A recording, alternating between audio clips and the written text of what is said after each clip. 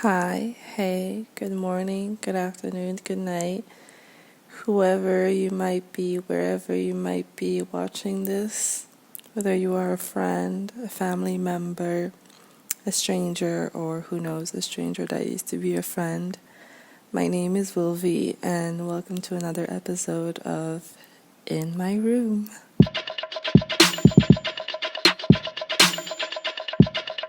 Lol, guys, I just woke up and it's currently 1:15 p.m. Yeah, I didn't just wake up. I've just been lazing around and rotting in my bed. I miss school today. I miss uni. I've been missing uni a lot. This is really bad, but this is another topic for another audio. My relationship with uni and how my first year of uni has been going. But yeah, I told myself I'd be a bit productive and I want this channel to work out pretty well. So this is another audio. I will be uploading another audio I made a while back. I made this audio on the 25th of November 2003 and I talk about being mysterious. After listening to a podcast by Emma Chamberlain, her podcast Anything Goes, just saying, Emma Chamberlain and Madeline RG are two big inspirations of why I'm starting my own podcast on this platform. For now, it's just a podcast. We'll see where it heads, but yeah, they are one of my biggest inspirations. And on this podcast episode, I'll elaborate deeper in my audio on it. But she talks about being mysterious, and I feel like being mysterious is something I tried to be for a very long time when I was in a surrounding that everybody kind of knew everything about me. And then I changed surroundings and I went to a different environment. I changed school and I was kind of forced to be mysterious. Not forced, but I shied away and became a bit more mysterious. I didn't talk to a lot of people and all that. This is all something to talk about on another episode. So I'll let you listen to Being Mysterious, and I hope you enjoy. I recently, like a few hours ago, as I was straightening my hair, I was listening to this podcast by Emma Chamberlain about being mysterious and how to be mysterious. I clicked on it, especially because of the title, because I feel like recently in school, in fashion school, I've been quote unquote mysterious. To others in my class, I might seem mysterious as I do not talk to a lot of people. I kind of stay in my corner. I don't present myself. I don't show much of my emotions, and I think people perceive me as mysterious as they don't really know me.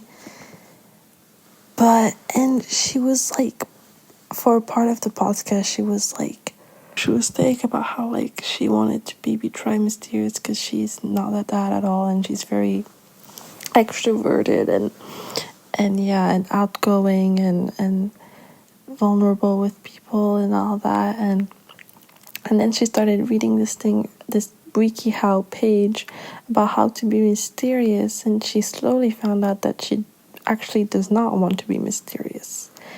And I just have something to say about that like being mysterious might be conceived as viewed as a flaw. I know, complete opposite. Mixed up my word here. Being mysterious might be seen as like the opposite of a flaw. I don't know, a good trait or like something cool because not a lot of people know about you and all that. But I think mysterious people are just deeply lonely people. And I think that being mysterious is actually a flaw to an extent.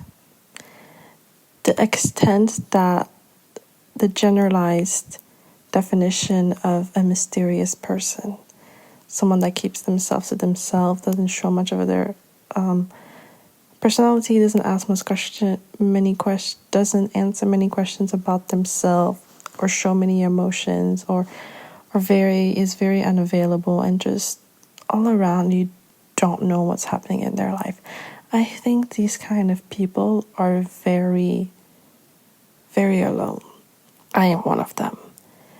And originally, I'm not a mysterious person. I kind of just became one after I left my old school, in which I was able to able to create a personality for myself in that school. And I was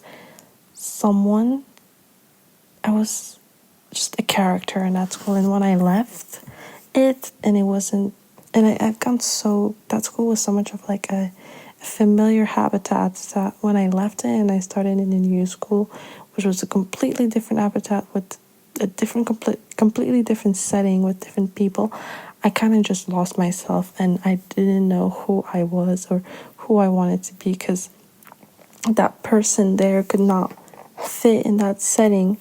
The person of my old school setting could not fit in my new school setting, so I became quote-unquote mysterious, not by choice, but just because I didn't know who I was and I didn't know how to express myself, like how to be. And I was originally a very extroverted person, a very, like, all my report cards said talking too much with her friends, but when you have no friends to talk to, you're kind of just like, I just realized that I wasn't that extroverted person after all. There was a big change leaving my old school. That will go in another podcast. But with Mysterious, as I started fashion school, I've kind of seen myself going back into that habitat of when I first joined my new school and I didn't know who I am. But the difference is I do know who I am. I realized that I've never learned how to express that. I've never learned how to show that, and I maybe just am discovering that I am this mysterious person.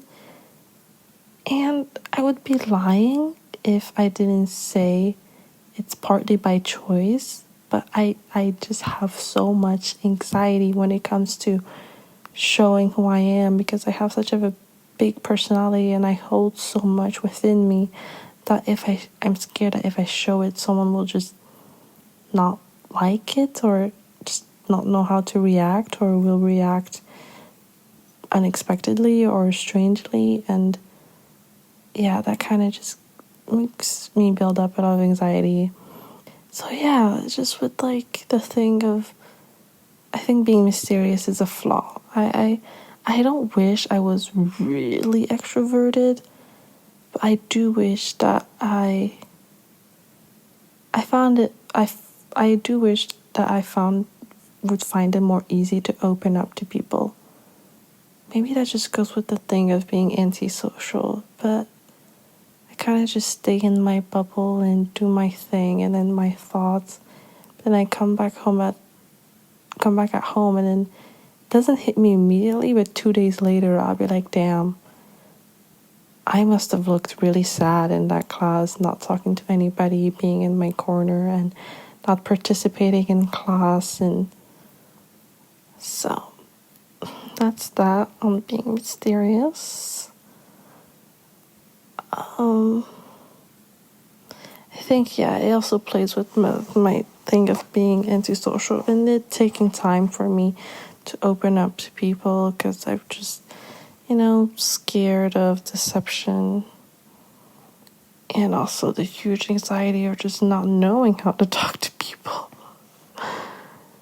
and not knowing how to start a conversation, and also the setting being very unfamiliar. And I hope that I see a positive outcome and I outgrow my mysterious phase, and that I actually find friends, because as much as I do love staying a bit in my corner, I also do love sharing so much. I love sharing with people, with humans.